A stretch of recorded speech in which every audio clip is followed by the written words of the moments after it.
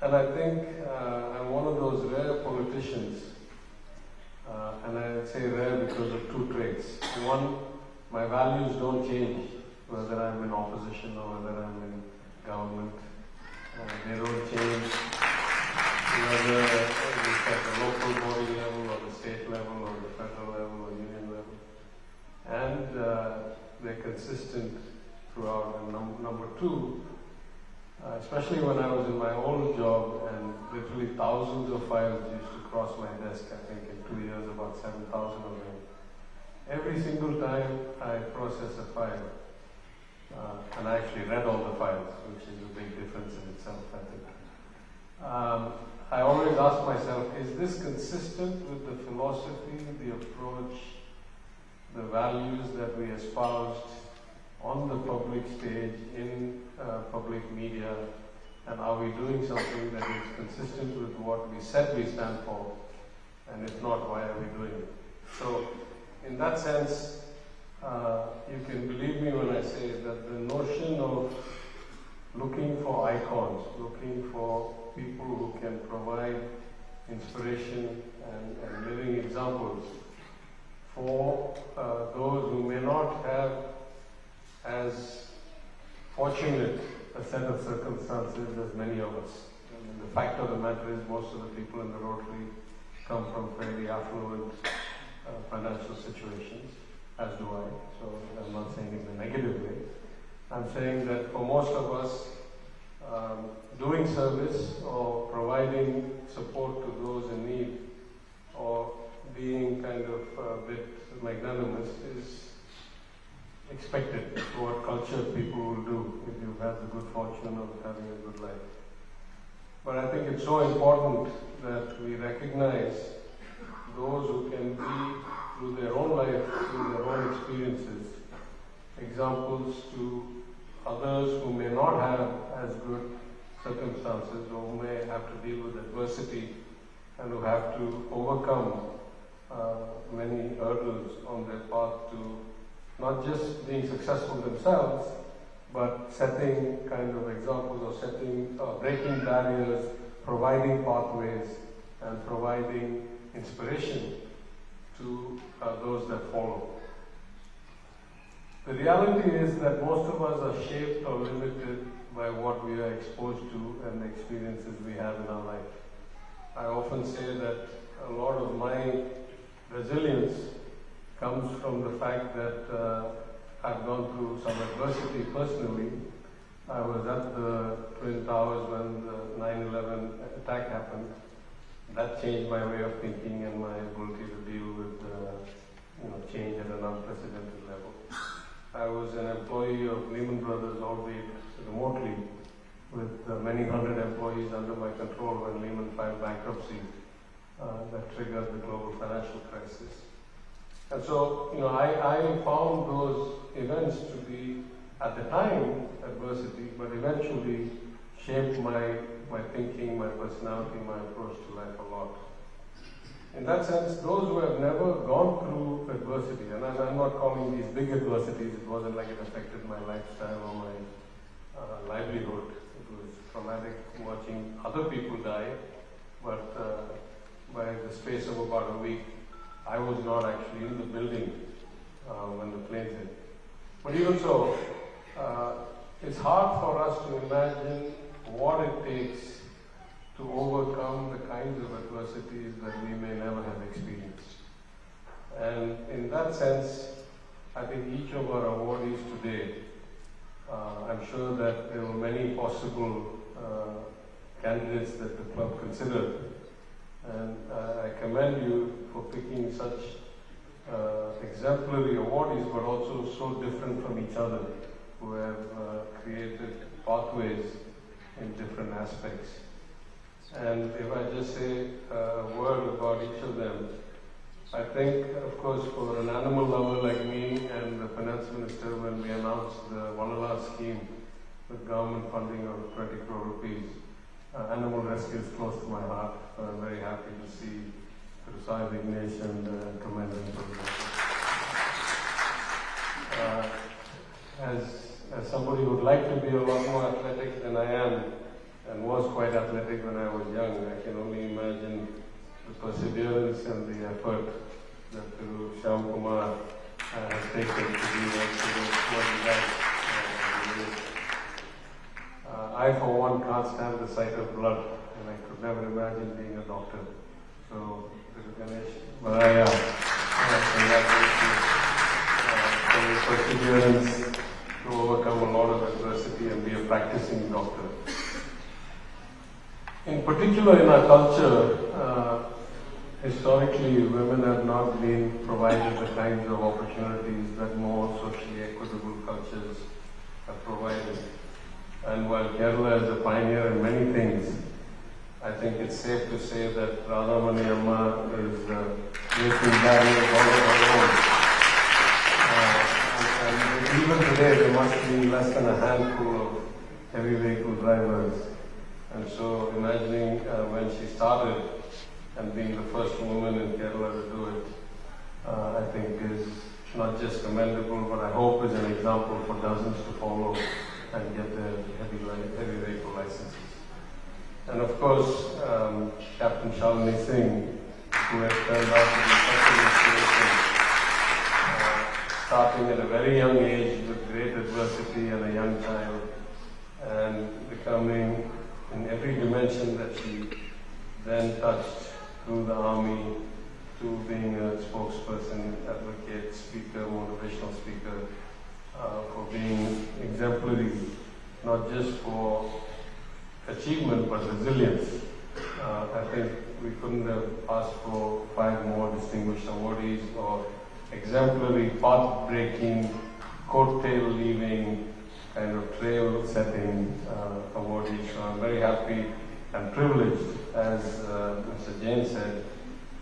This award function conveys as much privilege to the club as it does to the awardees. And being the chief guest here, I feel the same way. I'm privileged to be part of this function and associate myself with such exemplary individuals and the paths that they have placed. So I thank all of you once again for inviting me, for giving me the privilege of being part of this distinguished and very timely and, as I say, unique, even within the Rotary functions that I have attended, very unique ceremony. I commend the vision behind these awards, the many people who have worked hard to make it come together, the sponsors, I see my friends here, and all of you for being part of it. Thank you very much.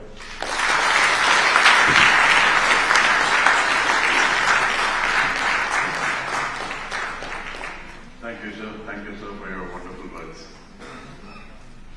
Now we get on to the main program. Hailing from central India, an enduring symbol of resistance against the British rule and an epitome of bravery, was Lakshmi Bai, the Rani of Jhansi.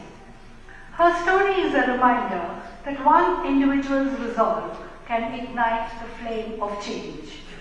She had thundered, "The only way to succeed is through courage and hard work.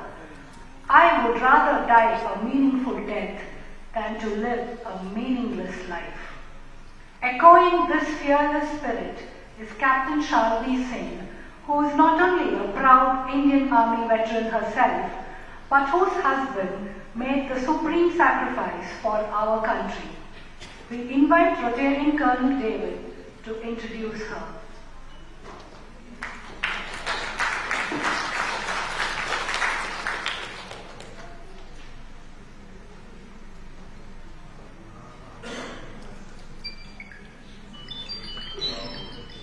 Honorable Minister, Dr. P.D.R., distinguished guests, ladies and gentlemen of the Rotary Club, I was really deeply touched with this concept of the Spirit of India Award, and I was glad when the Rotary Club gave me an opportunity to participate in that as a sponsor. When I was asked if I could choose one awardee, I think all of us in the Army fraternity are extremely proud body of Captain Shalini Singh. In 2001, I was commanding a unit against the Naga militancy, and it was September 2001. And at that time,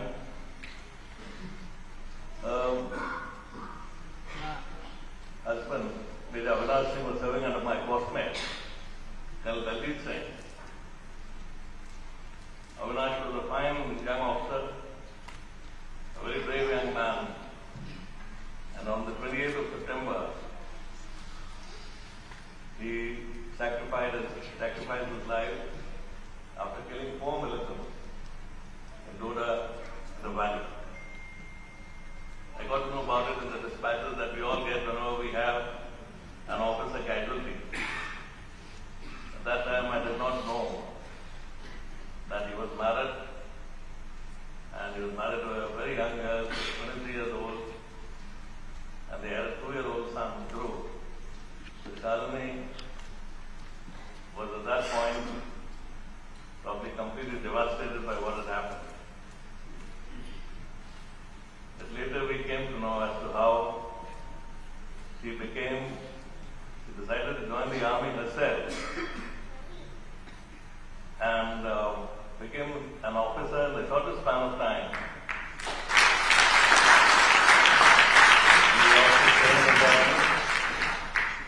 A young mother at that time, because most of them, almost all of them are spinsters.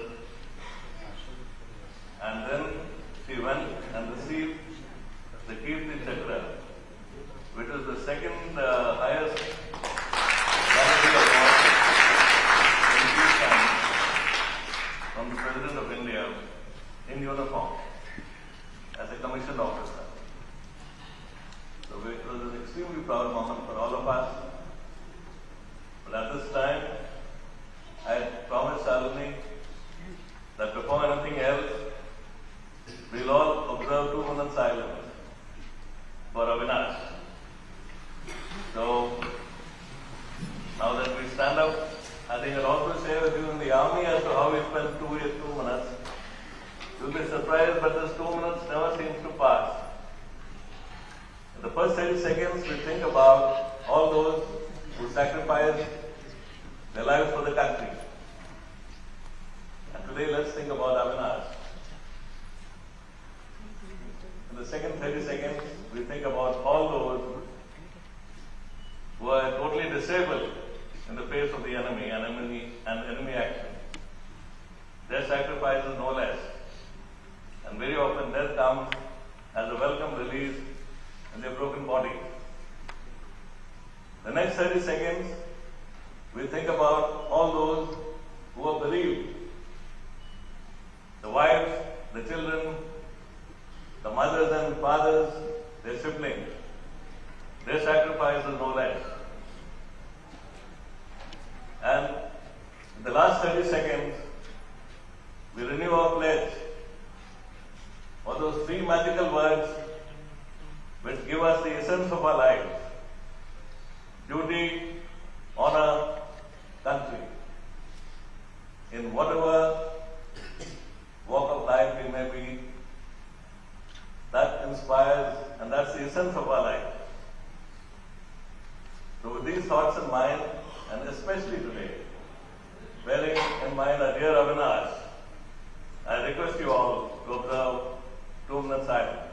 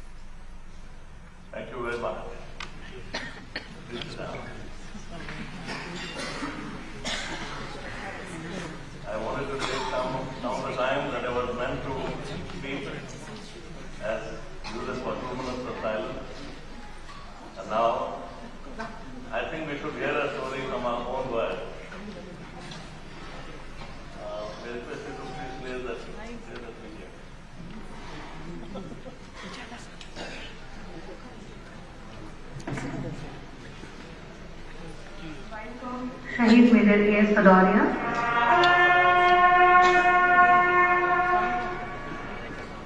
One fine day call आता है कि injured को gun shot injuries हुई हैं terrorist encounter में और उन्होंने कुछ आतंकवादियों को मारा है बट उनको भी गोलियां लग गई हैं. कई बार थॉट आया कि I should finish my life because if my husband is not there I lost the will to live.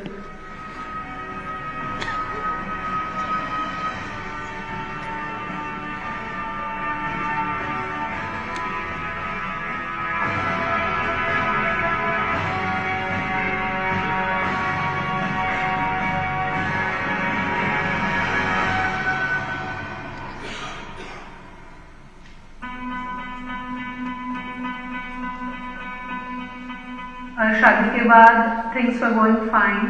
I had 4 years of marriage, good marriage of 4 years. My husband was an army officer.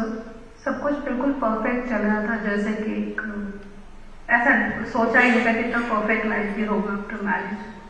4 years after my marriage, my husband was posted in Jammu and Kashmir में posting थी उनकी और मैं अपने in-laws के पास रह रही थी. वन फाइन डे कॉल आता है कि ही इज इंजर्ड, उनको गन शॉट इंजरीज हुई है and he is not while terrorist encounter में और उन्होंने कुछ आतंकवादियों को मारा है बट उनको भी गोलियां लग गई हैं. मुझे ये बात को बताया नहीं गया. मुझे मेरे इन-लॉज से बाकी सबसे नेक्स्ट डे इस बात का पता चला कि उनको ऐसे इंजरी हो गई है. He is admitted in some hospital Lucknow and we will go there.